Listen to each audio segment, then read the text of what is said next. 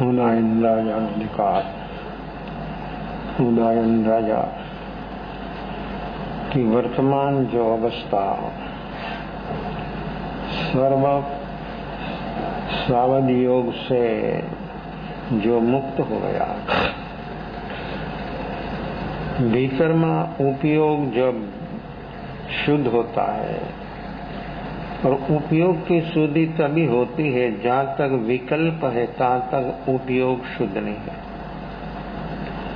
विकल्प से जहाँ तक व्यक्ति सक्रिय है, विचारों से सक्रिय है, तहाँ तक उपयोग की शुद्धि नहीं होती। और उपयोग की जहाँ तक शुद्धि नहीं है तहाँ तक स्वरूप में रमणता, स्वरूप में स्थिरता, स्वरूप में एक रूप होना और संवर तो तभी होता है जब व्यक्ति सभा में रमण करता है। और सामायिक भी, स्वरूप सामायिक भी घटना तभी घटती है जब व्यक्ति का उपयोग शुद्ध उपयोग, और शुद्ध उपयोग होता है तभी जब विचारों नहीं होता है, और वर्तमान जब होता है तब व्यक्ति का उपयोग शुद्ध। सम्यक दर्शन से लेकर केवल ज्ञान तक जिसको पहुंचना हो उसको ये उपयोग को शुद्ध बनाना है। इसलिए सम्यक दर्शन भी निर्विकल्प अवस्था में होता है। जहाँ तक विकल्प है तहाँ तक व्यक्ति का उपयोग उदय योग संयोग के साथ है, और जहाँ तक उदय योग संयोग के साथ उपयोग है तहाँ तक राग द्वेष है। राग द्वेष है तो उपयोग अशुद्ध है, वो अशुद्ध है अज्ञान, अज्ञान रूप उपयोग। ये उपयोग ज्ञान रूप तभी होता है जब व्यक्ति की वर्तमान अवस्था निर्विकल्प, तो ये पूर्ण निर्विकल्प बुद्धि पूर्वक ना विकल्प। 25 मिनट, 30 मिनट और 35 मिनट तक व्यक्ति जो टिक जाता है तो क्षयोपशम, उपशम और क्षायक रूप अवस्था, इतना समय में ये उपयोग शुद्ध होने से, ये उपयोग से क्या काम किया उपयोग ने?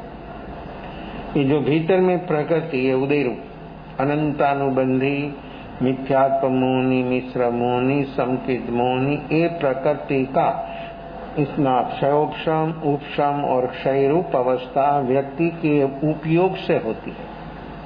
तो उपयोग तो अपना वर्तमान में है नहीं, अज्ञान रूप ही है। और जहाँ तक राग द्वेष की साथ है तहाँ तक उपयोग अज्ञान रूप ही है।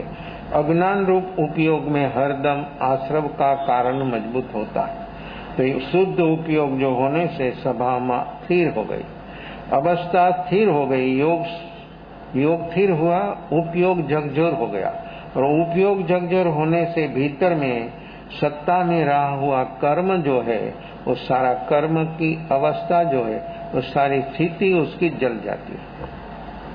कर्म नहीं, कर्म का कारण जो है वो खत्म हो जाता है। ये उपयोग का सामर्थ्य है, ये उपयोग की शक्ति है। तो ऐसा उपयोग स्वरूप आत्मा, और पहला गुणस्थान के एंड पर ऐसी व्यक्ति की घटना घटती है और निर्विकल्प हो जाता है। और निर्विकल्प हो गया 25 मिनट तक, वहां से सीधा चौथा गुणस्थान पर व्यक्ति चली जाती है। और वहां पर जितना समय वो व्यक्ति रहा चौथा गुणस्थान पर, फिर वहां से जैसी उसकी यात्रा, सम्यक दर्शन, सम्यक ज्ञान प्राप्त होने से सम्यक चारित्र, इस सम्यक चारित्र से व्यक्ति की यात्रा आगे चलती। उसके साथ साथ सम्यक दर्शन और सम्यक ज्ञान भी निर्मल होता। जो मति श्रुत है तो अवधि होता है, अवधि हो तो मन पर्यव होता, और मन पर्यव हो तो केवल ज्ञान होता। स्टेप बाय स्टेप जितना व्यक्ति गुणस्थान क्रम में आगे आगे चलता है, ऐसे ऐसे व्यक्ति के भीतर में एक घटना सहज हो जाती है, घटना घट जाती है। करने से तो कर्म ही होगा, कुछ भी करना हुआ विचार करना योग से होता है। योग से दो ही चीज होते हैं कभी भी, शुभ और अशुभ। तीसरी चीज जो है शुद्ध आत्मा का जो शुद्ध स्वभाव है, वो तीसरी चीज योग से कभी होती नहीं। इसलिए व्यक्ति को निर्विकल्प होना जरूरी है, और ये है वर्तमान। वर्तमान में जो व्यक्ति ठहर गया, वर्तमान में व्यक्ति स्थिर हो गया, तो व्यक्ति के भीतर में उपयोग शुद्ध होने लगा। जितना उपयोग शुद्ध हुआ, इतने इतने अंश से व्यक्ति की वर्तमान अवस्था वो कैसी चलती है और कैसा वो व्यक्ति हो जाता है, उसकी अवस्था अंतर अवस्था कैसी बन जाती है, बनानी नहीं पड़ती, हो जाती। ये अवस्था अपनी वर्तमान है और वर्तमान में जो व्यक्ति जिएगा तो चौथा से फिर 5, 6, 7 और 7वां गुणस्थान है, देखो अप्रमद, 6ठा प्रमद, 7वां अप्रमद। तो अप्रमद गुणस्थान कब प्राप्त होता है? देखो ये 5 प्रमाद, मद, विषय, कषाय, निंदा और निद्रा, ये 5 प्रमाद से जब व्यक्ति ऊपर उठता है और संजल का क्रोध, 6ठा गुणस्थान में 15 प्रकृति है और 7वां गुणस्थान में 16 प्रकृति, संजल का क्रोध। अनंतानुबंध एक साथ चलता है, अप्रत्याख्यानी एक साथ खत्म होता है, प्रत्याख्यानी एक साथ खत्म होता है और संजल का 4 जो है एक एक जाता है। संजल का क्रोध कैसा है? पानी में लकीर समा, कितना समय टिकता है? क्रोध आया लेकिन टिकता कितना समय? कोई थाली में पानी भरा, कोई बर्तन में पानी, कोई अंगुली से लकीर बनाए तो कहां तक वो लकीर रहती है? लकीर जो अंगुली उठी नहीं, वो उसके पहला ही वो लकीर समाप्त हो जाती, बंद हो जाती। और अनंतानुबंधी क्रोध की लकीर कैसी है? पहाड़ में के पत्थर में खोदी हुई लकीर, पत्थर में खोदी हुई लकीर वो कब मिटती है? कैसे मिटे? देखो एक एक कसाई का उदाहरण दिया है समझने। तो व्यक्ति की वर्तमान अवस्था, तो एक क्रोध कितना लंबा चलता है अपने भीतर में, उसका रटन, घटना तो घट गई, घटना कोई भी घटती है क्षण में घटती है, तो वो क्षण के साथ व्यक्ति को वो जो वर्तमान घटना घटी तो उसके अनुरूप व्यक्ति के सामने व्यक्ति उसके जीवन में जो भूतकाल हुआ है तो भूतकाल का अनुसंधान कर देते और हर व्यक्ति भूतकाल को ही रखते। वर्तमान की जो बात होती है वो प्राय गौण हो जाती है। तो भूतकाल वो व्यक्ति की भीतर में कितना स्टॉक है और ये रखता है, और रखने से क्या होता है? कैसा रटना सहज हो गया है? कैसे है? बेहोशी, बेहोशी से ही रटना होता है।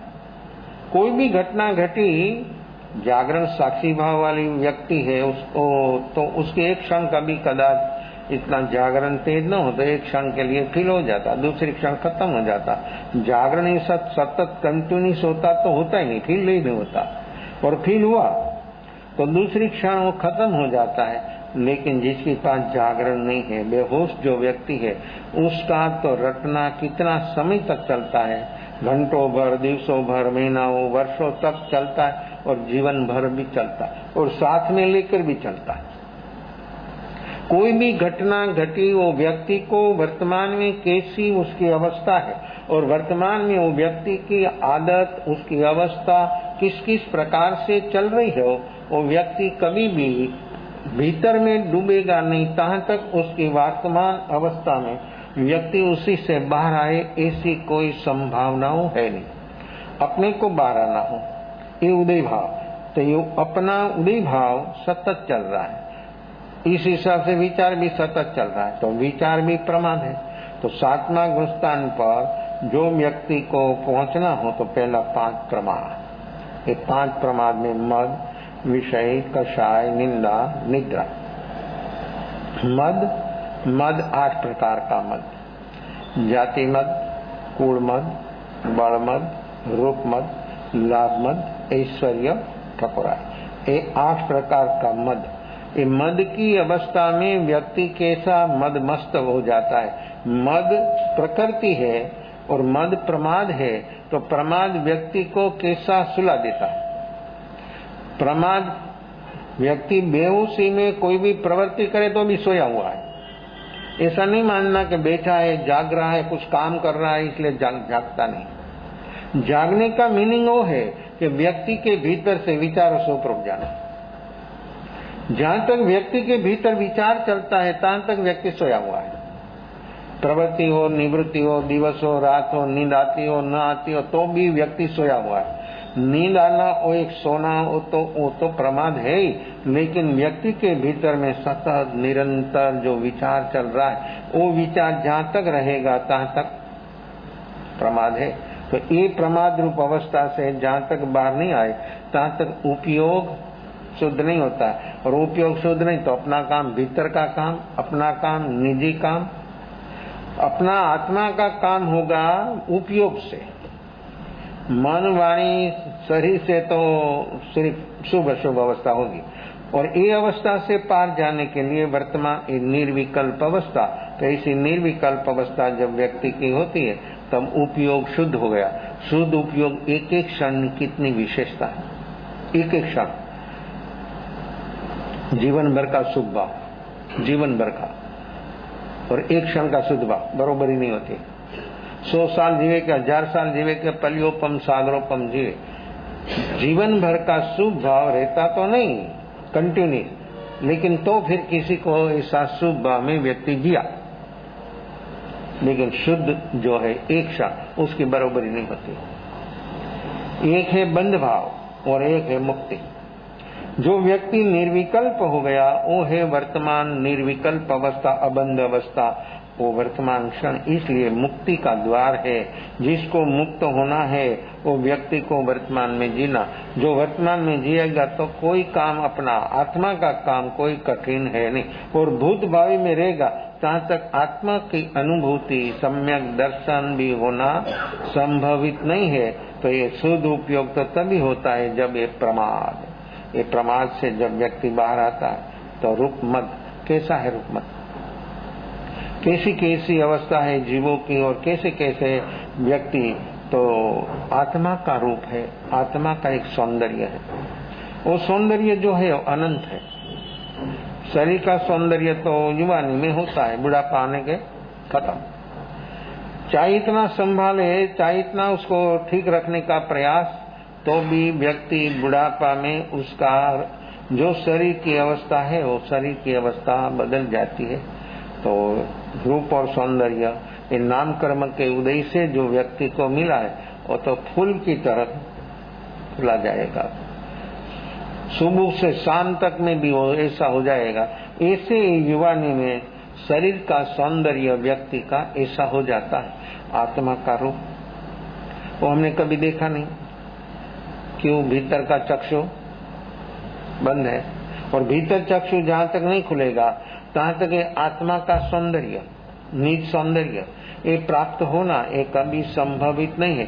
जिसको आत्मा का सौंदर्य प्राप्त करना हो उसको व्यक्ति को ध्यान में डूबना पड़ेगा, और ये ध्यान साधना से व्यक्ति जल्दी से जल्दी निर्विकल्प हो जाएगा। और निर्विकल्प जितना समय और टिक गया, इतना उसके भीतर में आत्मा का जो वैभव है, आत्मा का जो निर्विकल्प अवस्था रूप जो सुख है, निर्विकल्प अवस्था वही सुख। बारहवें साधन है, सुविधा है, सुख नहीं है। सुख सचमुच होता है व्यक्ति वर्तमान निर्विकल्प अवस्था में जितना समय ठहर गया, इतना समय वो सुख होता है। वो सुख नहीं है वस्तु, नहीं है व्यक्ति, कोई किसी की जरूरत भी नहीं है, और दूसरी चीज जो आती है तो उसको विक्षेप रूप हो जाता है। तो ऐसा स्वभाव का सुख, निजी सुख, तो ऐसी निर्विकल्प अवस्था में अपनी भीतर रहा हुआ जो आत्मा का अनंत गुणों है, एक एक गुण आवरण रहित हो जाता है। और गुण आवरण रहित हुआ तो उसमें से पर्याय बाहर आती है। अपने जो अनुभव होता है वो पर्याय से होता है। द्रव्य और गुण जैसा है वैसा रहता है। द्रव्य और गुण में अपना कुछ नहीं चलता है, अपना तो वर्तमान निर्विकल्प होना, और निर्विकल्प हो गया तो आवरण हट गया। आवरण बनाने में बेहोशी की जरूरत है, आवरण खत्म करने के लिए होश की जरूरत है। अज्ञान सब कुछ, बेहोशी में सब कुछ जो अपनी चीजों नहीं है आश्रव रूप है, बंधन रूप है, दुख रूप है, वो सब चीज बेहोशी में बढ़ेगी और जितनी जितनी वो बढ़ेगी इतनी इतनी मूर्छा बढ़ती जाएगी, व्यक्ति बेहोश होगा। जितना बेहोश होगा इतना ज्यादा से ज्यादा व्यक्ति के भीतर में आश्रव का कारण मजबूत होता रहेगा। जितना होश प्रकट हुआ तो ये होश ये साधना है।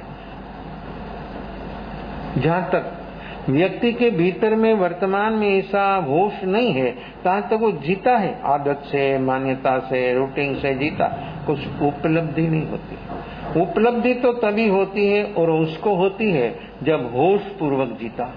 जो होश से जीता है उसके जीवन में स्वरूप का दर्शन होता है, दुखों का कारण मिल जाता है और व्यक्ति समस्त जन्म जरा मरण के कारणों से बाहर आ जाता है। और रूप अनादि का रूप, कैसा रूप, कैसा सौंदर्य, आत्मा का सौंदर्य देह के माध्यम से प्रकट हो रहा था। सैनिक जैसी व्यक्ति चक्कर खा गई, कैसा रूप होगा, उसकी शरीर की कैसी अवस्था होगी। व्यक्ति खड़ा हो गया उसके सामने, सिर्फ देखा नहीं, उसके सामने जाकर खड़ा हो गया और अंदर में कैसा भाव रुक नहीं सका और प्रश्न भी पूछ लिया कि आप कौन है, कैसी अंदर में कैसी अवस्था हुई। उसके भीतर में वो जानने की तालावेली उसके भीतर में कैसी रही होगी।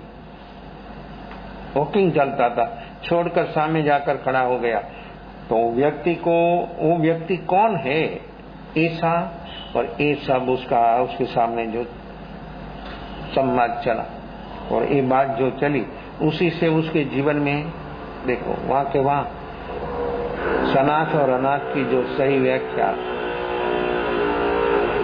सनाथ वो है सम्यक दर्शन जो बोधि पाता है वो सनाथ है।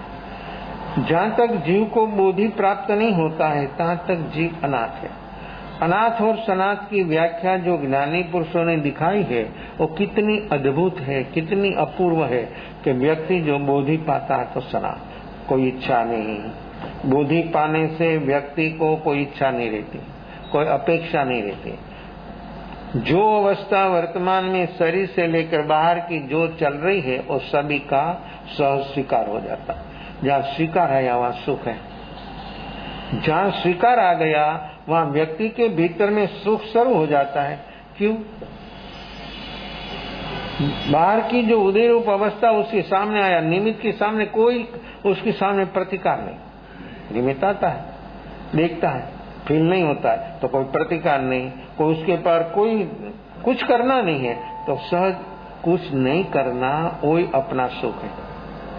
अपना सुख, जिसको अपना सुख, निजी सुख जो उसको अनुभव करना हो तो कुछ नहीं करना, लेकिन करे के बिना व्यक्ति नहीं रह सकती है। कुछ नहीं करना वो सुख है। और आत्मा का स्वभाव भी अकर्ता है। आत्मा का स्वभाव करता नहीं है, आत्मा का स्वभाव अकर्ता। लेकिन अकर्तापना का अनुभव व्यक्ति को तभी होता है जब व्यक्ति वर्तमान में निर्विकल्प जब होता है तभी। जहाँ तक विकल्प है, विचार है, तहाँ तक कोई भी व्यक्ति को वर्तमान में मैं अकर्ता हूँ ऐसा अनुभव होना वो कभी संभवित नहीं है। तो अकर्ता जो हो गया तो सुख ही सुख, सुख ही सुख, एक एक क्षण क्षण पर सुख का गुणाकार होता। सुख नहीं, सुखों का गुणाकार। जितना जितना व्यक्ति वर्तमान में जिएगा, निर्विकल्प अवस्था में जिएगा, इतना इतना व्यक्ति को सुख ही सुख, सुख ही सुख। वो सुख इतना सुख होता है कि इंद्रों भी वो देख कर लालायित हो जाता। इंद्रों के पास वो सुख नहीं है, वैभव है, बाहर की शारीरिक मानसिक शक्ति बहुत है, वैकृत शक्ति भी है, वैकृत शरीरों भी बना सकते हैं देवो, इतना बना सकते हैं। सारा एक देव एक सारा जम्बूद्वीप भर देता है, इतना वैकृत रूप उसका हो सकता है। उत्तर वैकृत रूप बनावे तो कितना बन सकता है, तो सारा जम्बूद्वीप को भर दे तो कितना होता है। ऐसी शक्ति वो देवों के पास है, लेकिन सुख नहीं है। सुख तो होता है उसको जिसके पास वर्तमान निर्विकल्प अवस्था है, और निर्विकल्प अवस्था में जो व्यक्ति जीता है उसको ही सुख सुख सुख होता है। तो ऐसा सुख का अनुभव व्यक्ति और सैनिक, सनाथ और अनाथ बुद्धि जब प्राप्त होता है तब व्यक्ति अपेक्षा से मुक्त हो जाता है। जितनी अपेक्षा है व्यक्ति के भीतर में, जितनी अपेक्षा तृष्णा ये बढ़ती रहती है, और जितनी जितनी बढ़ेगी इतना इतना व्यक्ति भागेगा बाहर में भागेगा। तृष्णा व्यक्ति को कभी भी वर्तमान में ठहरना नहीं देती, भगाती। जितनी तृष्णा की शक्ति इतना फोर्स से व्यक्ति भागेगा। और प्रकृति की ताकत तो कितनी है, प्रकृति को भागने की शक्ति कितनी है, और कितनी झड़प से वो शक्ति अपने भीतर में वो प्रकृति अपना मन को भगा रही है। तो ये प्रकृति क्षणों में से माइलों का माइल चली जाती है। तो ऐसी अवस्था जो सारी प्रकृति की है, वो प्रकृति से व्यक्ति जब ऊपर उठ जाता है तब आंतर वैभव, अपना वैभव, अपना निजी सुख व्यक्ति को उपलब्ध होता है। इस सुख का अनुभव जिसको होता है उसको देवो क्या, कोई भी हो ना, उसके सामने कुछ भी हो तो उसको कोई उसकी विशेषता नहीं लगती है। ऐसा तो सैनिक जो उसको बोल दिया कि तुम भी अनाथ हो, तो मैं कैसे अनाथ हो सकता हूं, मैं तो कैसा व्यक्ति हूं। तो हर व्यक्ति खुद को क्या मानता है, हर व्यक्ति खुद को क्या मानता है और किसी से वो मानता है। मैं ये हूं वो सब उसके पास मालिकी भाव का लेबल लगाया है। तो ये सभी से मैं बड़ा हूं, इस सभी होने से मैं बड़ा। देखो अपना बड़ापना दूसरों से है, अपना बड़ापना दूसरों से जहां तक हम मानेंगे तहां तक अपनी धोखाबाजी है। हमारी जो विशेषता है और सर्वोपरिता जो है वो हमारा स्वयं स्वभाव से है, वस्तु से नहीं, संपत्ति से नहीं, संतति से नहीं, वैभव से नहीं, विस्तार से नहीं। चाहे इतना उसके पास स्थावर जंगम मिलकत हो, उसी से व्यक्ति बड़ा नहीं होता। हाँ बड़ा मानता है, लोगों मानता है, लेकिन ज्ञानी की दृष्टि में वो बड़ा नहीं। ज्ञानी की दृष्टि में बड़ा तो वो है जो व्यक्ति को स्वयं का अनुभव हो गया और स्वयं का सुख जिसको अनुभव में आ गया, वो व्यक्ति सबसे बड़ा है। और ईगो का विस्तार इतना है, 14 राज लोक क्षेत्र। अपनी भीतर जो ईगो है वो ईगो का विस्तार कितना है, 14 राज लोक क्षेत्र भी उसको कम लगता है। इतना विस्तार है अपना ईगो का, अपनी एक एक प्रकृति का इतना विस्तार है। तो अपनी भीतर कितनी प्रकृति है, एक एक प्रकृति का इतना विस्तार है और इतनी फैली हुई है चारों ओर। तो ये प्रकृति को व्यक्ति कब संके लेगा, वो प्रकृति से बाहर कब आएगा, एक पॉइंट पर कब आएगा, ये बुद्धि, ये सम्यक दर्शन। तो सैनिक खुद को क्या मानता था कि मेरा जैसा तो कोई राजा है नहीं और मैं सबका नाथ हूं, मैं सभी का पालन पोषण कर। देखो दूसरों का पालन पोषण करना वो कोई सनातपना का लक्षण नहीं है। दूसरों को पालना पोषना वो कोई सनातपना नहीं है। सनातपना तो वो है व्यक्ति के भीतर में कर्तापना का भाव से जब व्यक्ति ऊपर उठ जाता है तब व्यक्ति सनात हो जाता है। तो सैनिक ने खुद की सनातता की व्याख्या दिया और पहचान दिया। तो फिर मुनि ने बोल दिया कि तुम अनाथ हो। तो फिर प्रश्न आया उसके सामने कि सनात तो हो। तभी उसको रुचि रंग रस इतना भीतर में प्रकट हुआ। तो कि ये भी अनाथ मैं भी अनाथ, तो सनात कौन है दुनिया में, ये सब इतना है, इसका रूप सौंदर्य यौवन वो भी अनाथ है, तो मैं भी अनाथ, तो सनात दुनिया में कौन। जब मुनि ने व्याख्या दिया तो उसको निश्चित हो गया कि सही अर्थ में मेरी पास तो चीज, मुनि ने जो व्याख्या दिया सनातपणा की वो चीज तो मेरी पास ये सब है, बाहर का सब कुछ है, पद है, प्रतिष्ठा है, मान सम्मान है, संपत्ति है, संतति है, इतना बड़ा साम्राज्य है, लेकिन भीतर में जो मुनि ने बोला वो चीज तो मेरी पास, उसे से तो मैं खाली हूं। वो चीज नहीं है। तो मैं शहर से सुना, देखो स्वीकार हुआ। जैसा अनाथी को सुनते ही सैनिक के जीवन में स्वीकार हो गया, स्वीकार होते ही व्यक्ति डूब गया भीतर, ऐसा डूब गया, वर्तमान इसी निर्विकल्प अवस्था तक पहुंच गया और ऐसा ठहर गया, ऐसा रुक गया भीतर में। एक तो सुबह सुबह का समय, गार्डन और मुनि की बात, ऐसा अमृत रूप सत्संग उसके जीवन में कभी भी प्राप्त नहीं हुआ था। ये बात उनके जीवन में इतनी उम्र पर कभी उसने सुनने में नहीं आई थी और ऐसे चोट लग गई कि मैं अनाथ हूं, तो अनाथ रहना नहीं है, मुझे सनाथ होना है। तो डूब गया भीतर, और जैसे भीतर कोई भी व्यक्ति डूबता है।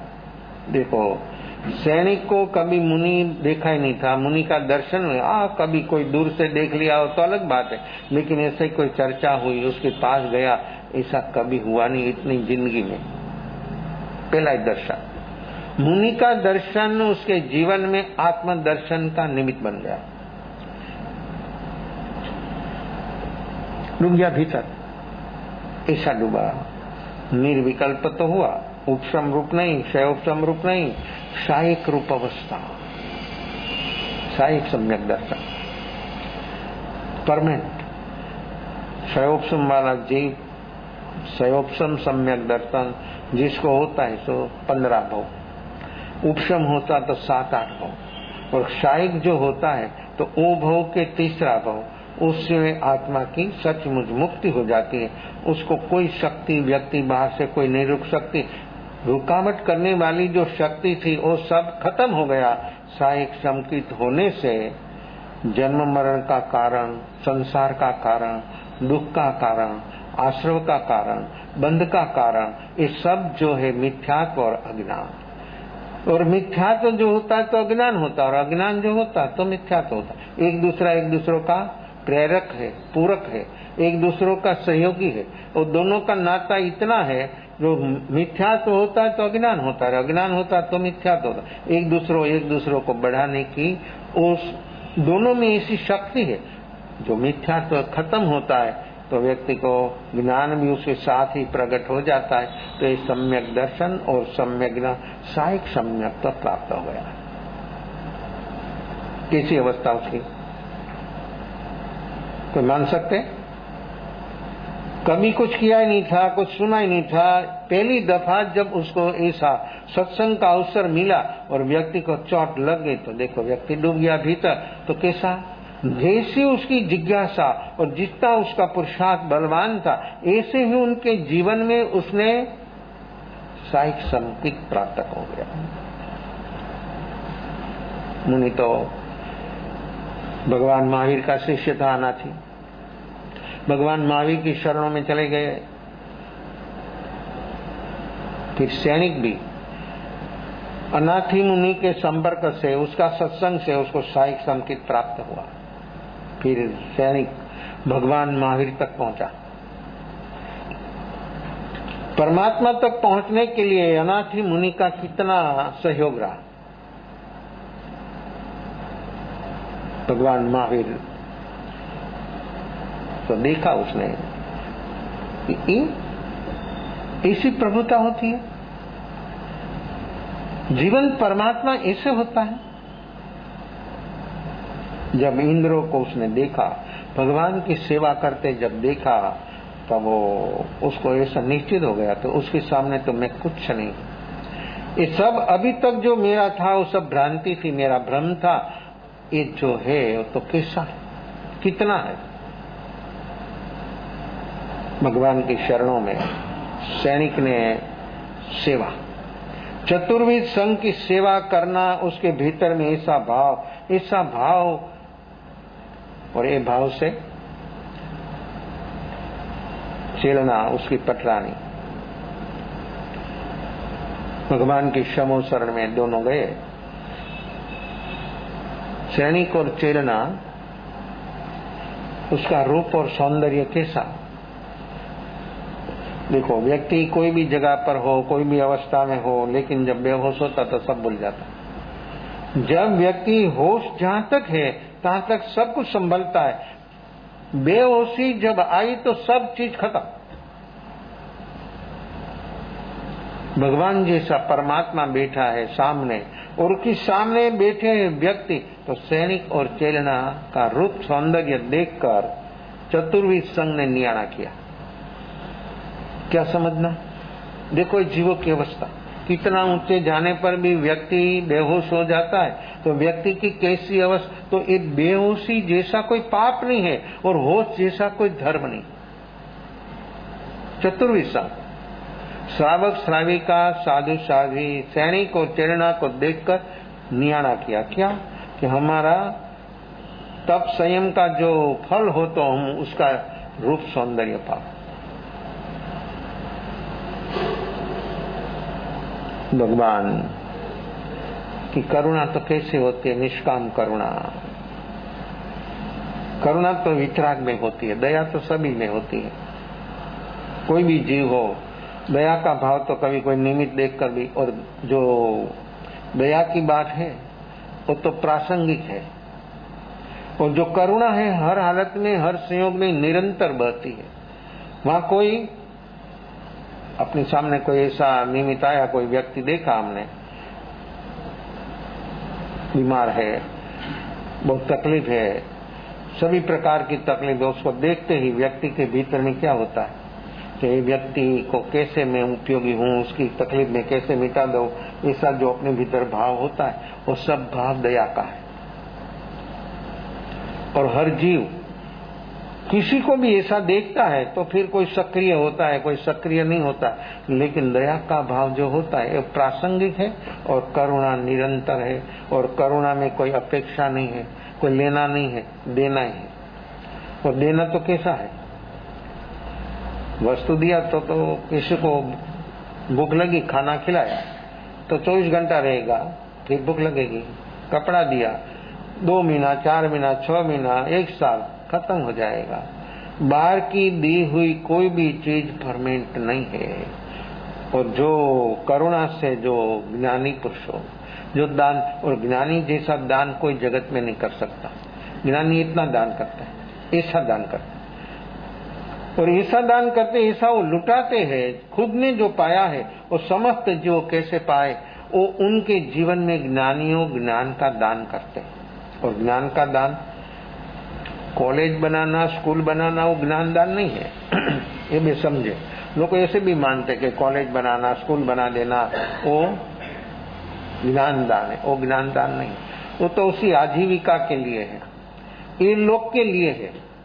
ये लोग में भी सब कोई 1 डिग्री तक सभी पढ़ते तो सभी, लेकिन सब विद्यार्थी और डिग्री तक पहुंचता है? पाना तो है सभी को, इसलिए तो वो पढ़ाई करता है, लेकिन सब वहां तक नहीं पहुंच सकता है। एक क्लास में 50 विद्यार्थी, 40 विद्यार्थी, उसमें 1-2 विद्यार्थी, उसकी जो डिग्री, उसको जो इच्छा हुई एक डिग्री मुझे लेना है, वहां तक कोई पहुंच सकता है, सभी नहीं पहुंच सकता। कितना अवरोध विरोध में व्यक्ति रुक जाता है। तो ये ज्ञानदान नहीं है। ज्ञानदान तो ये है कि व्यक्ति को सारा दुखों का कारण मिटा देना, ये ज्ञानदान है। तो ज्ञानी जो सेवा करते जीवों की, 1-2 जीवों की नहीं, और वहां कोई पक्षपात नहीं है। ज्ञानी की सेवा में कोई पक्षपात नहीं है, और वहां कोई नीचा नहीं है, वहां कोई ऊंचा।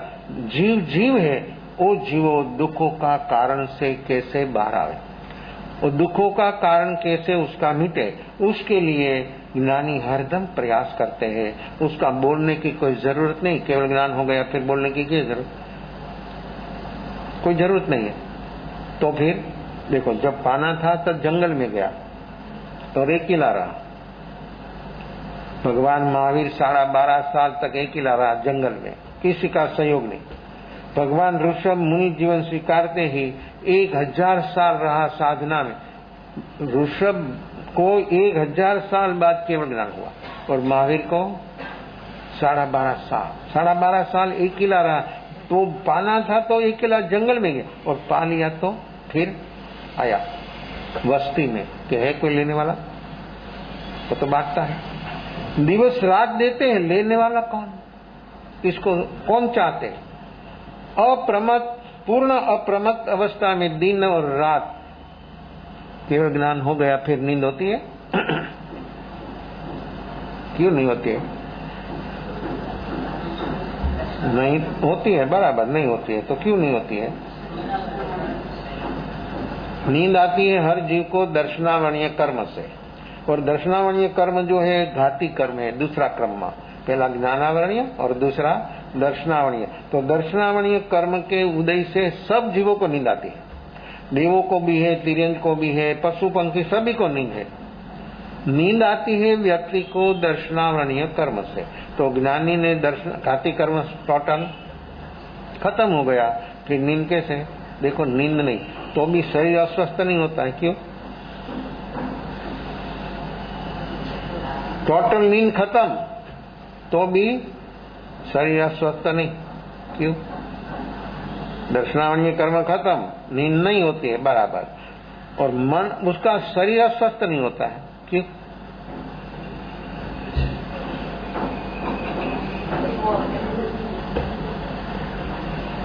कैसा है? वो मन और शरीर के तल पर जीते नहीं।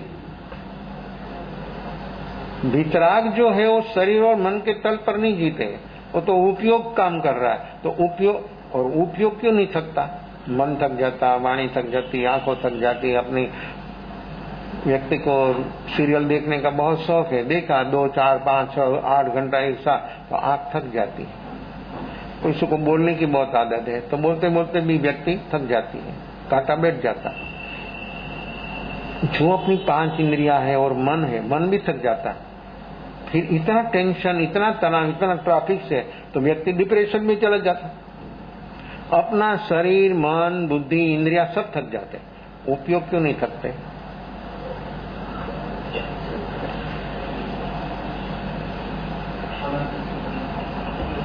उपयोग कभी नहीं थकते।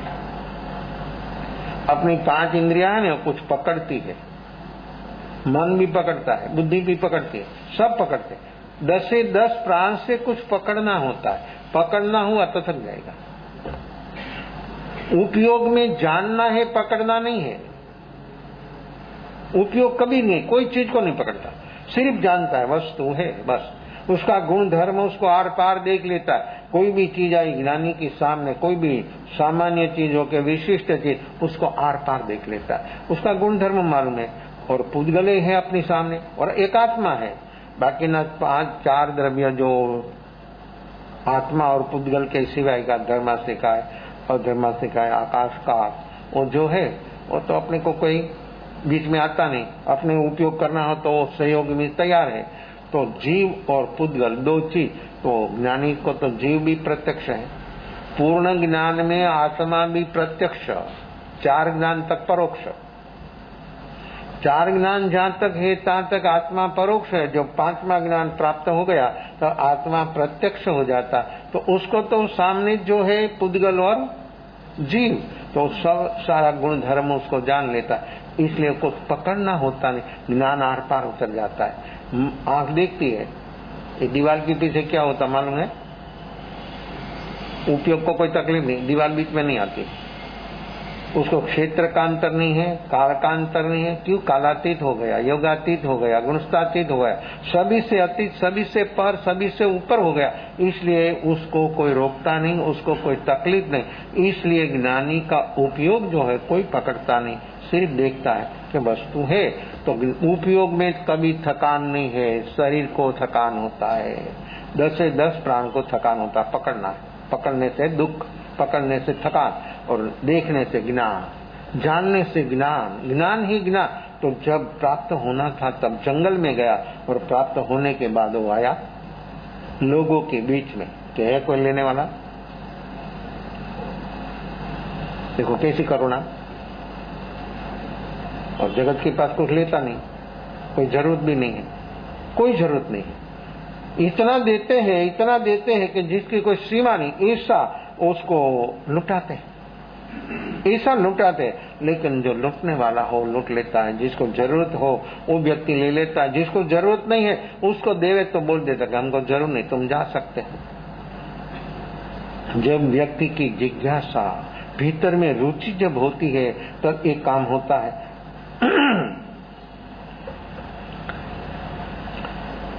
एक जंगीदार, बहुत बड़ा जंगीदार, उसका एक लड़का जब संतानों बड़े होते हो तब माँ बाप का लक्ष्य क्या होता है? उसको जल्दी गृहस्थ धर्म में जोड़ देना, बस। क्या है? उसको आत्मज्ञान कैसे हो, सारा दुखों का कारण मिटे, ऐसा कोई भाव, ऐसा कोई संस्कार, ऐसी कोई बात अपने घर में होती है? बातें तो बहुत होती है, ऐसी होती है कि इस सारा दुखों का कारण मिटाने के लिए अपने को ये मनुष्य जन्म मिला है, तो उसके लिए हम वर्तमान में क्या काम कर रहे हैं, कैसा काम, ऐसा भाव, ऐसी बात, ऐसा माहौल अपने घर में कभी होता है? बड़ा हुआ, बहुत बड़ा संपत्तिवान राजपूत, योग्य उम्र हुई, उसके सगाई हुई, शादी के लिए वो तैयार हो गया, तो देखो उसको घोड़े पर बैठाते और वो तो घोड़े खेलने वाला आदमी था, शूरवीर था। जब घोड़े पर वो राजा को बैठाते हैं तब उसको दोनों ओर दो हाथ पकड़ रखते हैं लोग। क्यों?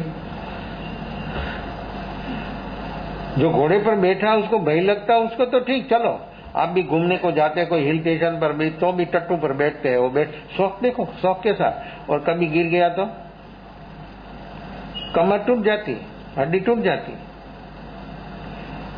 तो वो तो बैठने वाला था, घोड़ा को खेलने वाला था, वो तो जबरदस्त शूरवीर आदमी था। कोई भी हो घोड़े पर बैठता है तो जब शादी करने के लिए जाता है तो उसका दोनों और दो हाथ पकड़ लेते। क्यों? भाग न जाए।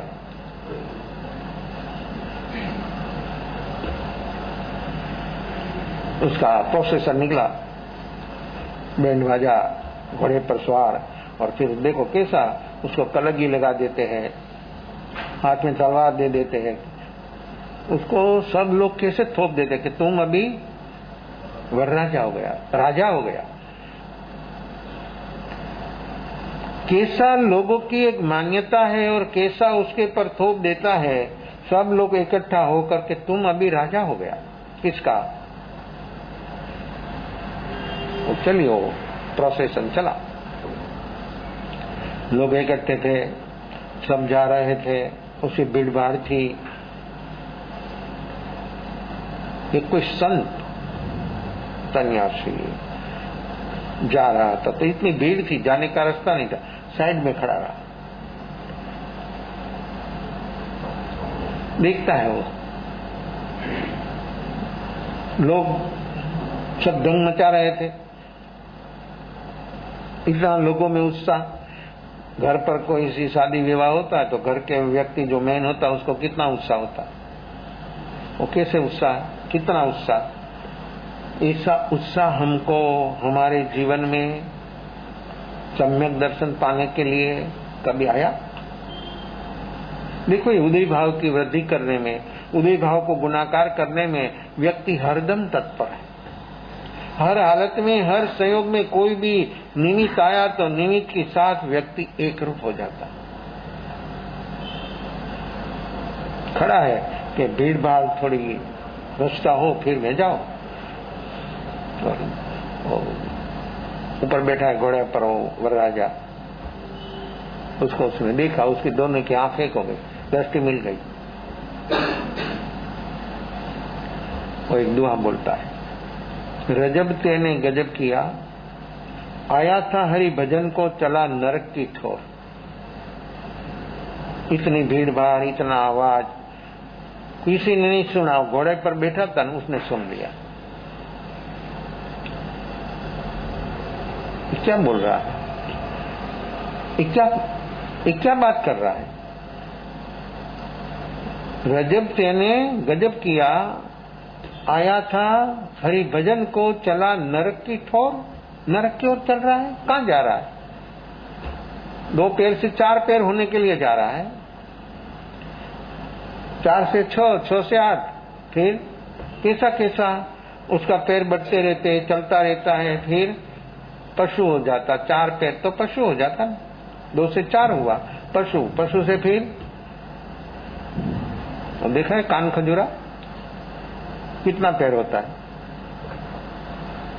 वो चलता है तो आपको लगता है कि रेलगाड़ी कैसे चलती है पटरियों पर, ऐसा चलता है, इतना पैर उसको होता है। कैसे कैसे उसकी वृद्धि होती है, कैसे कैसे उदय भाव को बढ़ाते चलता है व्यक्ति को मालूम नहीं है। उन्होंने सुना, समझा, कैसा बांटता था।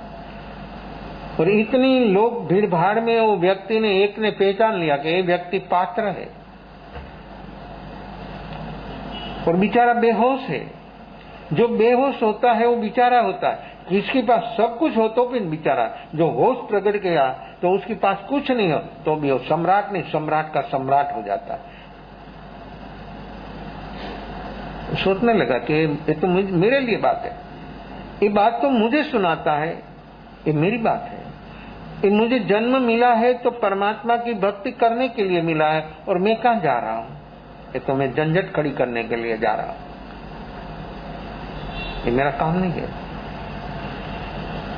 निश्चित हो गया, लोगों धूमधाम मचा रहे थे, किसी को मालूम नहीं था, उतर गया घोड़े से नीचे और संत भी वहां से निकल गया। तो गांव बाहर चले गए थे, उसके पीछे वो भागा, घोड़े से उतर गया, भागा संत के पीछे। लोग भी उसको पकड़ने को भागा, तो वो क्या भाग रहा है, कहाँ ले जाना था? शादी के लिए ले जाना था और वो भाग रहा है, कहाँ जा रहा है, क्या हो गया? ये थोड़ी सड़ोनी अंदर में क्या बात हो गई? किसी को भी मालूम न था कि संत ने कुछ बोला और वो चल पड़ा, भागा।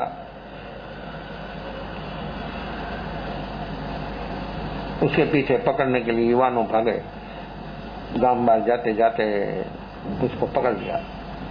क्यों भागता है भाई?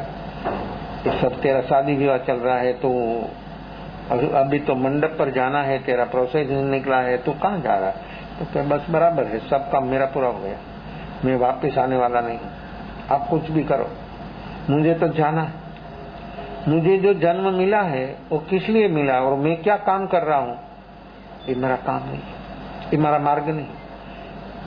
दो मार्ग है, एक श्रेय का और एक प्रेय का। श्रेय का मार्ग जो है शुरुआत में बहुत कठिन लगता है, बहुत कठिन लगता है, क्यों? अनजान है ना। श्रेय का मार्ग हरदम व्यक्ति को अनजान रहा है और बहुत कठिन लगता है। प्रेय का मार्ग जो है बहुत अच्छा लगता है, शुरुआत में बहुत अच्छा लगता है, और जब बीच में आया, मध्य में जब आया, तब नहीं इधर जा सकता नहीं इधर जा सकता। तो प्रेय का मार्ग शुरुआत में बहुत अच्छा है, लेकिन बीच में आने पर व्यक्ति इतना फंस जाता है कि कुछ उसी से होना, उसी से बाहर आना, चाहे इतना प्रयास करे तो भी व्यक्ति इतना मजबूर हो जाता है, सब उदय योग संयोग की ऐसी अवस्था उसके सामने खड़ी हो जाती है। तो श्रेय का मार्ग और प्रेय का मार्ग, और दोनों मार्ग हरदम है। तो श्रेय के मार्ग पर कौन चलता है, कौन कदम उठाता है? प्रेय के मार्ग पर तो सारा विश्व चल रहा है, सारा विश्व। श्रेय के मार्ग पर चलने के लिए हजारों लाखों करोड़ों में से कोई एक आध निकलता है, और जब निकलता है और काम करता है, जब ऐसी अवस्था जो उसकी होती है तो व्यक्ति कहां से कहां पहुंच जाता है और सारा जगत को एक दृष्टि दे देता है। ऐसी अद्भुत दृष्टि जिसको मिलती है वो व्यक्ति कैसा हो जाता है। बहुत लोगों ने समझाया, माँ बाप भी आ गया, एकलौता बेटा, इतनी संपत्ति, इतना बड़ा जहांगीरदार मानस, क्या करना अभी? माँ बाप रोने लग गए। देखो ये मोह, मोह, मोह व्यक्ति को हरदम रो लाता है। मोह राग से व्यक्ति रोना ही होता है। राग की आग है, वो जहां जहां लगती है व्यक्ति हरदम ऐसा ही परेशान होता है। मोह और राग से व्यक्ति रोता है, तो रोने से कुछ होता नहीं। रुकने के लिए बहुत प्रयास किया माँ बाप ने। माँ बाप को बोल दिया उसने कि अभी आप मेरा उपकारी जरूर है, लेकिन मेरी आत्मा के लिए, कल्याण करने के लिए आप मेरे पर थोड़ी दया करें। आपका उपकार है, मैं मानता हूँ, स्वीकारता भी हूँ, लेकिन अभी मैं एक जगह पर रह नहीं सकता हूँ। मुझे को ऐसा इशारा मिल गया है तो मुझे जो काम करना है, ये काम इधर होना ये कभी संभवित नहीं है, मुझे आज्ञा दे दो, मैं जा रहा हूँ। बहुत बहुत समझावट हुई, लेकिन वो सारी देखो, जब व्यक्ति को रुचि लगन लगती है तब व्यक्ति की वर्तमान अवस्था कैसी हो जाती है।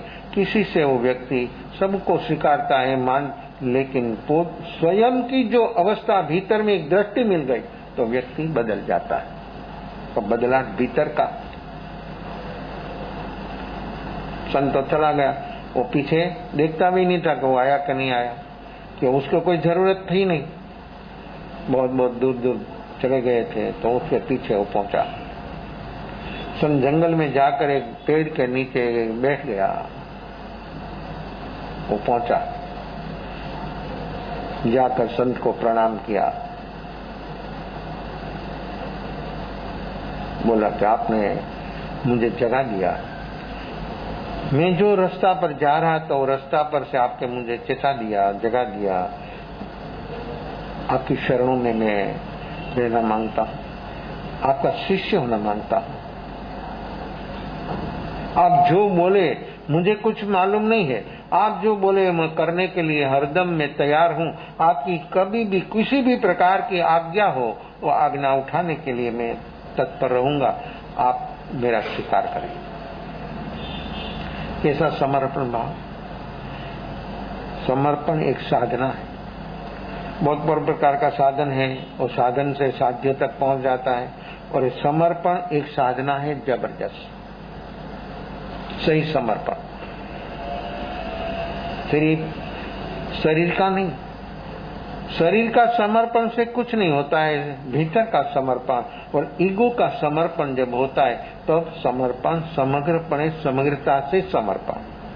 वो समर्पण जब व्यक्ति में आता है तो व्यक्ति सचमुच बदल जाता है और आज्ञा में एक रूप हो जाता है। तब उसके जीवन में भीतर से व्यक्ति झकझोर हो जाता है, उसका उपयोग कितना सजग हो जाता है। ईगो का समर्पण अपना प्रयास से, अपनी बुद्धि से, अपनी योजना से और अपना कोई किसी भी प्रकार का कार्य से अपने भीतर रहा हुआ ईगो कभी खत्म होना वो कभी संभवित नहीं। तो कैसे जावे ईगो, और वो नहीं जावे तहां तक बुद्धि होना संभवित नहीं है। ये पहली प्रकृति है, अनंतानुबंधी का ईगो, अनंतानुबंधी का मान। वो व्यक्ति के भीतर में जहां तक रहेगा, एक नहीं फिर एक जाता तो सब चले जाते। क्रोध, मान, माया, लोभ, ये चार प्रकृति एक ही साथ, एक ही के साथ उसका अनुसंधान है, एक दूसरे के साथ है। एक जो गया तो दूसरा जाएगा। फिर अनंतानुबंधी मान, वो अपनी शक्ति से, अपना प्रयास से वो कभी इनके बढ़ेगा, लेकिन कम होना कभी संभवित नहीं है। तो उसी से ऊपर कैसे आएंगे, कैसे बाहर आएंगे? देखो याद ना, ये समर्पण, ये आज्ञा और समर्पण व्यक्ति के भीतर में जब ऐसा होता है तब व्यक्ति के भीतर में पहला ही कदम पर व्यक्ति के भीतर से ईगो टूट जाता है। और ईगो की चट्टान जब टूटती है तो व्यक्ति के भीतर में जो चीज है, जमीन में पानी है और मशीन से पाइप एक पीछे एक पाइप अंदर जाता है। जब पानी चट्टान टूटती है और पानी को जब वो पाइप छूता है तब पानी का ठोस, वो पानी बिना मशीन से पानी बाहर आ जाता है, छलांग लग जाती है। भीतर में जमीन में पानी बह रहा है, वहां पर पाइप पहुंच गया सही अर्थ में, तो पानी व्यक्ति नहीं काटता है, पानी व्यक्ति से नहीं निकलता। व्यक्ति क्या काम करती है? आवरण जो है वो आवरण हटाती है। व्यक्ति ज्ञान नहीं प्राप्त कर सकती है, व्यक्ति आवरण हटा सकती है। आवरण जो हट गया तो अंदर में ज्ञान जो है बाहर आएगा। तो ये चट्टान है, ईगो की चट्टान। एक एक प्रकृति अनंतानुबंधी की जो प्रकृति है, कल आपने बोला था ना कि क्रोध का कलर कैसा,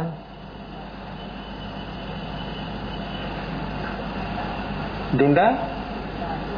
क्रोध का, मान का, माया का, लोभ का कलर कैसा? और एक कलर अपने को लगा है, और एक कलर में लगा नहीं है, वो कलर के जो कलर करता है ना कोई भी कपड़े का और साड़ी का कलर होता है, तब ऐसे ऐसे ऊपर ऊपर से लगा देते, तो क्या करते, बड़ा बड़ा उसका होज होता है, छोटा छोटा नहीं होता है, होज में सब कलर होता है। तो सारा जो कपड़ा होता है जिसको कलर करना है वो सारा कपड़ा खोल खोल कर अंदर में प्रोसेस कर अंदर डाल देते, कलर के होज भरा है उसमें उसको डाल देते। ऐसे ही अपने भीतर में क्रोध मान माया लोभ का होज भरा है, उसमें हम डूब गए। कैसा कलर लग गया है, और उसमें भी कलर एक कच्चा होता है एक पक्का होता है। कच्चा कलर होता वो कपड़ा धोने से चला जाता है, और पक्का कलर होता तो जैसे जैसे धोए ऐसे ऐसे खुलता है। तो अपनी भीतर एक कषायों का कलर है, कैसा है, और हर व्यक्ति उसमें डूब गया, एक दो नहीं, अनंत अनंत जीवो ये डूब गया, और सांस में लेकर चलता है 24 घंटा। तो उसका कलर क्या है, ये क्रोध का, ये मान का, ये माया का, ये लोभ का। और वेश्या जो है ये क्या है, जैसे कषाय स्वतंत्र है ऐसे लेस्या स्वतंत्र नहीं है। लेस्या कैसे होती है, कषाय ऐसी व्याख्या दिया है, कषाय अनुरंजित योग की जो अवस्था उसका नाम लेस्या। कषाय और योग, योग ने मन वचन काया अने कषाय, क्रोध मान माया लोभ। वो क्रोध मान माया लोभ का उदय सतत चल रहा है, और उसके साथ अपना अर्थिंग होता है, अपना मन, और मन के साथ वो उदय का सीरियल जा रही है। योग और कषाय से तीसरी चीज बाहर आती क्या, तो कि लेशा, पत्थर और लोहा दोनों टकरावे तो क्या होता है, ऐसे पड़ा वो बाजू बाजू में कोई तकलीफ नहीं, लेकिन हाथ में लेकर ऐसे टकराया तो क्या आता है बात, चिंगारी बाहर आती। ऐसे कषाय और कषाय और योग दोनों टकराने से तीसरी चीज आई लेस्या। ये लेस्या का वर्ण है, गंध है, रस है, स्पर्श है, कारण के पुद्गल है, पुद्गल में वो होता है। तो अपना द्रव्य कर्म जो है उसमें भी वो होता है। तो अपना जो क्रोध है, क्रोध का कलर, और एक कलर से लेस्या, लेस्या में जब कृष्ण लेस्या होती, तो कृष्ण लेस्या जीव को कब होती है, जब अनंतानुबंधी का जीव को उदय होता है तब व्यक्ति के भीतर में कृष्ण लेशा होती। तो कृष्ण लेशा का कलर है कैसा, बिल्कुल ब्लैक, उसका वर्ण बिल्कुल वर्ण ब्लैक, गंध अशुभ से अशुभ। ये छह लेशा का वर्ण अलग है, रस अलग है, गंध अलग है, स्पर्श अलग है। तो कृष्ण लेशा का वर्ण बिल्कुल ब्लैक, उसका गंध जो इतना अशुभ गंध है। ऐसे ऐसे उदाहरण दिया है कि एक लेशा का गंध का तो कैसे कैसे गंध होती है। जो फूल है लेकिन हर फूल की सुगंध अलग है। तो प्राणी जब पशु खत्म हो जाता है, मर जाता है, तब उसको जो उसका डेड बॉडी हो सड़ता है, तो उसमें से दुर्गंध आती है। कोई भी डेड बॉडी हो, मनुष्य का हो कि कोई भी हो, पड़ा रहा वो सड़ता है, सड़ने से उसमें से दुर्गंध आती। तो कृष्ण लीसा की दुर्गंध कैसी है, तो कि मरा हुआ सांप, वो मरा हुआ सांप जो है वो सड़ता है, उसकी दुर्गंध कैसी होती है, ऐसी दुर्गंध व्यक्ति के शरीर से आती है। जिसको कृष्ण लीसा का सतत उसका अनंतानुबंधी कषाय की जितनी तीव्रता, इतनी एलेशिया ने कृष्ण लेशिया इतनी तीव्र होती है। तो एक तीव्रता से उसका वर्ण, उसका गंध, फिर रस। तो मरा हुआ सांप जैसी गंध व्यक्ति के शरीर से आती है। छह लेशिया वो बदलती भी है। कैसे बदले, तो कृष्ण लेशा से भी आगे चलता है, महाकृष्ण लेशा है। सातवीं नरक में जो जो जीव है उसको महाकृष्ण लेशा। तो उसमें दुर्गंध कैसी है, सातवीं नरक में इतनी दुर्गंध है तो कोई वहां रह नहीं सकता है इतनी। तो ये दुर्गंध वहां कोई सड़ा हुआ पदार्थों की नहीं है, जो नारक जीवो है उसको माँ कृष्ण लीसा है, तो माँ कृष्ण लीसा से ऐसी एक दो जीवो नहीं है नारक, कितना है? असंख्याता। तो एक साथ एक भूमि पर असंख्याता नारकी ऐसे घूमते हैं, तो एक साथ इतनी दुर्गंध वहां पर होती है, तो वो दुर्गंध कैसे सहन होती है? लेकिन खुद के शरीर से आती है, तो खुद को मालूम नहीं होती। हिरण होता है कस्तूरी मृग, जिसके शरीर से जो कुछ होता है उसको मालूम नहीं होता, दूसरों को मालूम होता है। कस्तूरी मृग है, देखो कैसी कुदरत की उसको सहयोग है। और हिमालय में होता है कस्तूरी मृग, जो है हिमालय में होता है। हिमालय में बारिश तो ये बारिश नहीं, आइस की बारिश होती है। उस समय कैसी ठंडी होती है। मनुष्य तो साधन है, सगवड़ है, मकान है, कपड़ा है, और हिरण को क्या है? तो कैसे बचे? तो देखो कुदरत ने उसको ये कस्तूरी, तो कस्तूरी क्या है? उसका जो डूटा होता है नाभि, हिरण की नाभि होती उसमें होता है, और जब वह पकता है और जब थोड़ा सा बाहर आता है तो उसी से ऐसी सुगंध आती है। कस्तूरी कुंडल बसे मृग ढूंढे जगमाए, लेकिन कस्तूरी जब वो बाहर आती तब उसकी सुगंध इतनी प्रसरती है, इतनी प्रसर, सारा जंगल का वातावरण सुगंधमय हो जाता है। तो मृग भागता है, इसलिए सुगंध को पकड़ने के लिए। लेकिन उसकी भाषापुट में आती है, लेकिन पकड़ में नहीं आती। मनुष्य का क्या हाल है? मनुष्य की क्या अवस्था है? ये मनुष्य, और ये उसको ये कस्तूरी में इतनी ताकत है, इतनी गर्मी है कि उसको बारिश और आइस में रहने पर भी उसको कुछ नहीं होता। तो कस्तूरी में इतनी शक्ति है, इतनी गर्मी है, तो उसको कुदरती मिला है। तो मनुष्य देखो वहां पर पहुंच गया, उसका शिकार कर लेता है। कस्तूरी, केसर, अंबर, जो केसर है वो तो वनस्पति है, फूल से। केसर जो है फूल है, फूल से अंदर में पंखुड़ी होती, उसी से होता है। और कस्तूरी तो मृग की नाभा में होता है। तो जिसको शिकार करे, शिकार करने के बिना वो कभी किसी को मिले ऐसी कोई संभावना नहीं। और सोना से ज्यादा महंगी है कस्तूरी, सोना से भी ज्यादा महंगी है। ऐसी कस्तूरी प्राप्त करने के लिए लोग क्या करते हैं?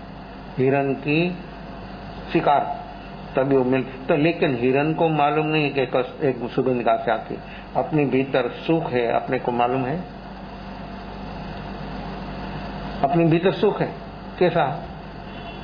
कभी अनुभव में नहीं आया ऐसा सुख अपने भीतर है, लेकिन एक सुगंध कभी भी अपने भीतर कभी आई नहीं, और कभी व्यक्ति को मालूम भी नहीं। तो ये नरक में महाकृष्ण लीसा 7वीं नरक में, तो वहां पर इतनी दुर्गंध है, उसके शरीर से दुर्गंध बाहर आती, सहन नहीं होती। अपने से तो सहन होना संभवित नहीं है।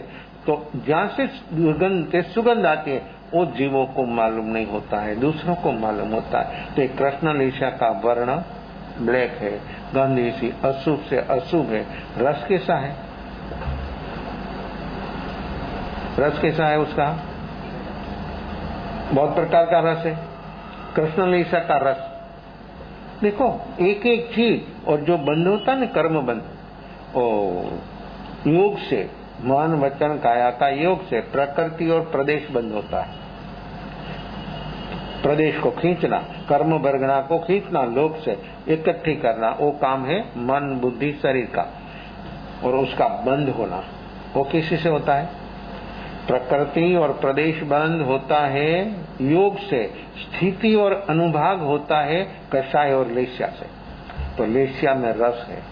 जिस प्रकार की प्रवृत्ति में व्यक्ति को किस प्रकार का रस है, कृष्ण लेस्या वाला आदमी है, जीव है, तो उसको प्रवृत्तियों की निवृत्ति, उसमें रस इतना है वो घुंटेगा, इतना वो रस घुंटेगा। और रस से कर्म की स्थिति कितनी होती है? उत्कृष्टि। हर कर्म की स्थिति प्रवृत्ति से निवृत्ति साथे कर्म का कोई संबंध नहीं है। प्रवृत्ति हो तो भी कर्म नहीं होता है, जो जागरण साक्षी भाव हो तो, और जो व्यक्ति के भीतर बेहोशी है तो निवृत्त है तो भी कर्म होता है। एक क्षण के लिए बंद नहीं, 24 घंटा जीव को कर्म होता है, लेकिन एक कर्म होने में स्थिति, वो कर्म की स्थिति है, 8 कर्म की स्थिति है। मौनी कर्म की उत्कृष्ट स्थिति, हर कर्म की जगन्य अंतर्मुख उत्कृष्टि मौनी कर्म के 70 कोड़ाकोड़ सागरोपम की वो स्थिति है दर्शन मोह की, मिथ्यात्व की। तो ये स्थिति उत्कृष्टि बंद होने उस समय पर व्यक्ति को क्या होता है, अनंतानुबंधी कषाय होता है और एक कृष्ण लीसा होती है। सब अशुभ, सब अशुभ अशुभ अशुभ, योग अशुभ, उपयोग अज्ञान रूप, सभी जीव की उत्कृष्ट स्थिति कर्म की, हर कर्म की होती है, निवृत्त हो तो भी। तो कृष्ण लीसा का रस कैसा है? आपने नीम का रस मालूम है, कभी चखा भी हो। कोई ऐसी ऐसी कड़वी चीज है, बहुत बहुत प्रकार की, अफीम है, बहुत चीजों ऐसी कड़वी होती है। तो वो सब कड़वी चीज जो है, वो रस, वो सब रसों से कृष्ण लीसा का कड़वापना, इतना वो रस तिक्त है, इतना कड़वा है कि वो सहन नहीं होता। साइनेट भी पॉइजन है ना, तो एक से कैप्सूल मोड़ा में रखा तो खत्म। देखो विष है, सांप का भी विष है, बिच्छू का भी विष है, बहुत बहुत प्राणियों में विष है, मेढक में भी है, मनुष्य में भी है। शास्त्रकार कहते हैं मनुष्य में भी है। सांप का विष कितना है? देखो क्षेत्र के साथ उसकी गिनती क्या है, तो कि आधा जम्बुदीप तक। बिच्छू का तो कि इतना, और मनुष्य का विष कितना है, वो कितना क्षेत्र को खत्म करता है। सारा 14 राजलोक क्षेत्र में जो जीवो सभी को विष के असर कर देता। वो विष क्या है? मनुष्य में जो विष है, सांप में है, बिच्छू में है, बहुत प्राणियों में है, वो विष एक जन्म खत्म करता। किसी को काटा, एक जन्म वो अपनी भीतर रहा, ये अनंतानुबंधी का कषाय का जो विष है, वो कैसा है, कितना जन्म बनाएगा? 1-2 जन्म से अनंत अनंत जन्म होगा वो कषायों से। तो यह कृष्ण लीसा का जो रस है, जगत में जितनी कड़वी चीज हो सब इकट्ठी कर दो तो भी इतना कड़वापना वो रस नहीं होता। इतना व्यक्ति को जो कोई प्रसंग, कोई घटना घटी, उसमें व्यक्ति इतना रस से काम करता है। और रस कैसा है? कड़वा। तो कर्म कैसा होता है? अशुभ कर्म तो होता है, शुभ भाव में शुभ कर्म होता है, अशुभ भाव में अशुभ, लेकिन शुभ भाव होता है तो रस व्यक्ति का शुभ होता है, अशुभ भाव जब होता है तो व्यक्ति का रस भी अशुभ। तो ये कृष्ण लीसा का रस जितना कड़वापना है, ये सब इकट्ठा करो तो भी उसको नहीं पहुंच सकता है। ऐसा रस कृष्ण लीसा का है। स्पर्श कैसा है? वर्ण, गंध, रस और स्पर्श। स्पर्श कृष्ण लीसा का कैसा है? मुलायम है। तो कितना रफ, कैसा रफ? ये मार्बल जैसा, तो डबल पॉलिश मार्बल ऐसा कैसा है? कृष्ण लीसा का स्पर्श। क्यों? ये वर्ण, गंध, रस, स्पर्श सब है, वो कर्म में भी है और लीसा में भी, और मालूम भी होता है। जैसे गाय और भैंस की जीभ आपने देखी है कभी? ऐसे अनुभव किया? कौन अनुभव करता? कोई रोटी खिलाते तो ऐसे भयभीत होता है, जो पकड़ते पहला छोड़ देता तो नीचे पड़ जाती, तो गाय के भैंस नीचे से ले लेती।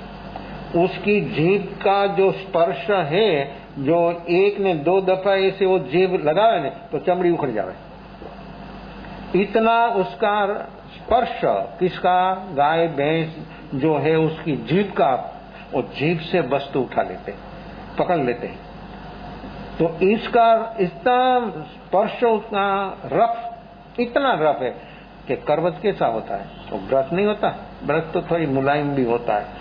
लोहे का ब्रश हो उसी से भी ज्यादा स्पर्श कृष्ण लीसा का है।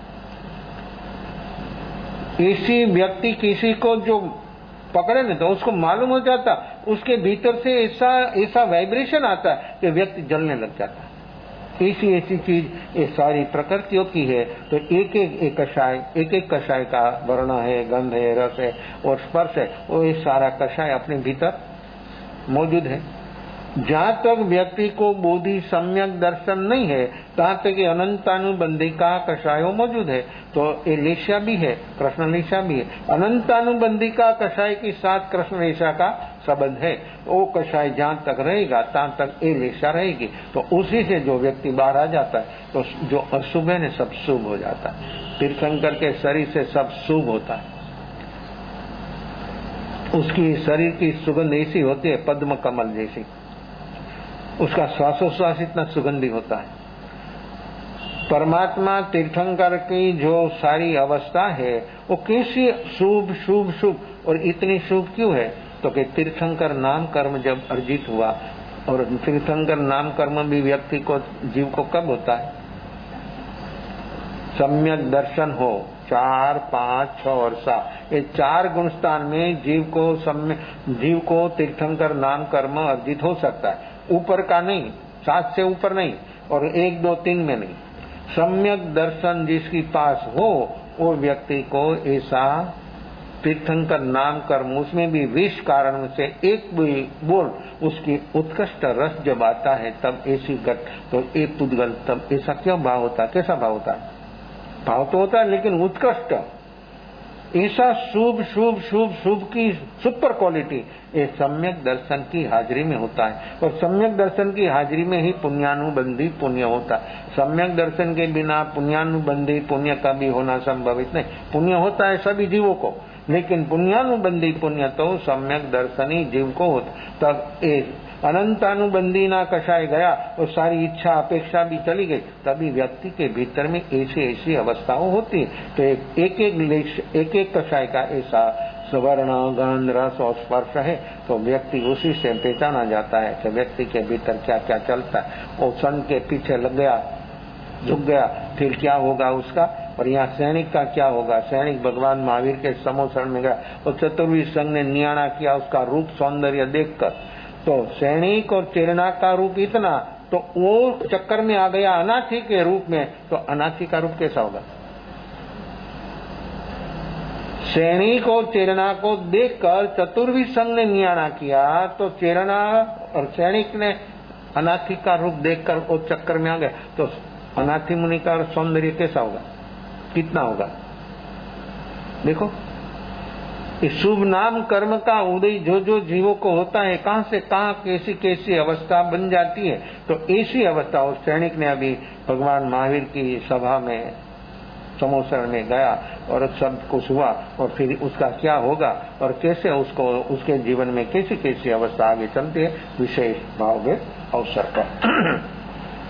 सदारी मंगलम हरियंदामंगलम सदामंगलम सौमंगलम वैवलिवरन्दौलिहोमंगलम सिद्धालुगुदमान साहुलुगुदमा केवलीवरन्दौलिहोमंगलम शरणं मौयामि हरियंदा शरणं मौयामि सिद्धा शरणं मौयामि सौ शरणं मौयामि केवलीवरन्दं धर्मं शरणं मौयामि चारमलिंगारुत्तम जार संगरदेव सागरमानहृदय सकलकरमनुमानयन् मोक्षतनां सुखलियनन्द भावदरी जय गुणगाय जीवतरी मंगेगाय संसारवाणी शरणाजा अगर शरण नहीं को जय नरनारी आदर अक्षय अविचल पदो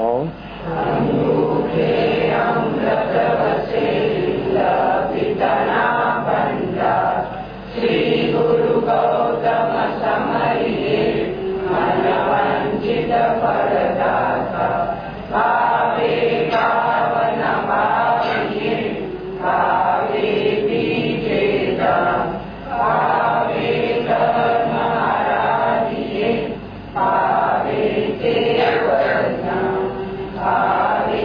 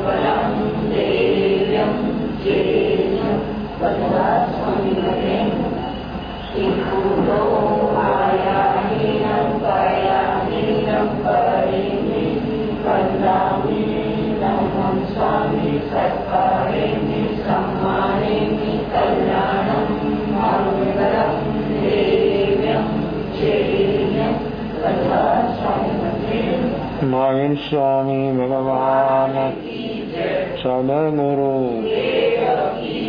कठोर वेद